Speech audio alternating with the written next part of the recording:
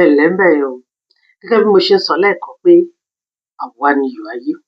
Ẹ jẹ́ kí n kà á fún wa nínú Bíbélì láti rán wa létí. Ìwé Mátíù orí 5 ẹsẹ̀ 13 yìí.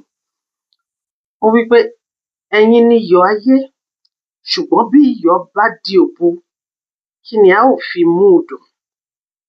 Kò tún wúlò fún ohunkóhun mọ́ bí kò ṣe pé kí a dà á nù, kí ó sì di ohun tí ènìyàn ń fi ẹsẹ̀ tẹ̀ mọ́lẹ̀. Ọlọ́run ò ní jẹ́ kí ayé wa di nǹkan tí àwọn ènìyàn máa fẹsẹ̀ tẹ̀ mọ́lẹ̀. Gẹ́gẹ́ bí Bible ṣe sọ wípé tí iyọ̀ tí ò bá ní adùn tó yẹ kí iyọ̀ mú wá sínú oúnjẹ, system, environment, àyíká wa, àdúgbò wa, ìlú wa àti ayé yìí gan, ó máa ń di ohun ìtẹ̀mọ́lẹ̀ ni. Ọlọ́run ò ní jẹ́ ká di ohun ìtẹ̀mọ́lẹ̀. Ohunkóhun tó bá máa dínà wa láti jẹ́ iyọ̀ nínú ayé, Ọlọ́run bá wa mú kúrò nínú ayé wa, àtàwa, àtàwọn ọmọ wa, àti ilé wa. Ọlọ́run á ṣe wá ní iyọ̀ tó solid lórúkọ Jésù. Àmín.